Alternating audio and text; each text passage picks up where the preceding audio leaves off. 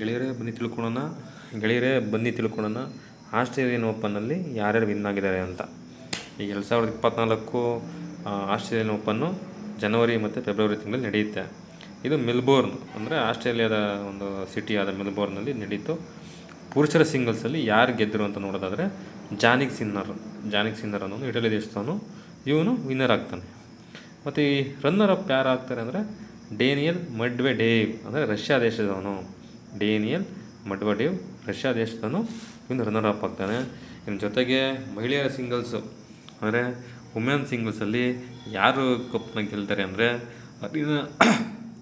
Arena ಸಬಲೆಂಕಾ ಇವಳು already 2ನೇ single ಪ್ರಶಸ್ತಿ. ಇವಳು ಬೆಲಾರಸ್ ದೇಶದವಳು. ಅರಿನಾ ಸಬಲೆಂಕಾ 2ನೇ ಬಾರಿಗೆ ಈ ಮಹಿಳೆಯರ ಸಿಂಗಲ್ಸ್ ಪ್ರಶಸ್ತಿನ ಗೆಲ್ತಾಳೆ. ಇನ್ನು ರನ್ನರ್ ಅಪ್ ಯಾರಾದರೂ ಮಹಿಳೆಯರ ಸಿಂಗಲ್ಸ್ ಅಂದರೆ ಜೆಂಗ್ ಕಿಯಾನ್ವೆನ್ ಚೈನಾದವಳು.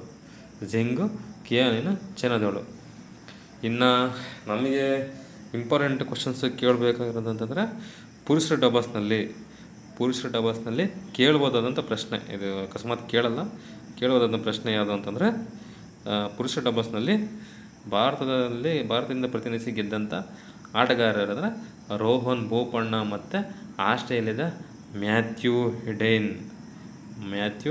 ಎಬ್ಡೇನ್ ಆಸ್ಟ್ರೇಲಿಯಾದವನು.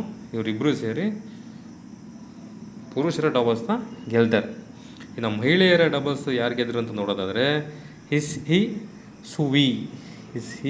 ಸುವಿ ಚೈನಾ ದೇಶದವಳು ಮತ್ತು ಎಲಿಸ್ ಮಾರ್ಟಿನ್ ಬೆಲ್ಜಿಯಂ ದೇಶದವಳು.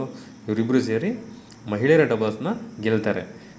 ಇನ್ನು ಮಿಶ್ರ ಪ್ರಶಸ್ತಿ ಯಾರು ಗೆಲ್ತಾರೆ ಅಂತಂದರೆ ಸೇಮ್ ಅದೇ ಥರ ಮಹಿಳೆಯರ ಡಬಲ್ಸ್ನಲ್ಲಿ ಯಾರು ಗೆದ್ದಿದ್ರೋ ಅದರಲ್ಲಿ ಒಬ್ಬಳು ಮಹಿಳೆಯಾದ ಎಸ್ ಇ ಸುವಿ ಮತ್ತು ಜಿನ್ ಜಿಲ್ಟೋ ಪೊಲ್ಯಾಂಡು. ಅಂದರೆ ಒಬ್ಬರು ಮಹಿಳೆ ಮತ್ತು ಒಬ್ಬರು ಪುರುಷ ಆಡೋಂಥ ಗೇಮ್ ಇದು. ಅಂದರೆ ಮಿಶ್ರ ಡಬಲ್ಸ್ ಇಂಟರ್ಚೇಂಜ್ ಇಬ್ಬರು ಆಡ್ಕೊಂಡು ಆಡೋಂಥದ್ದು.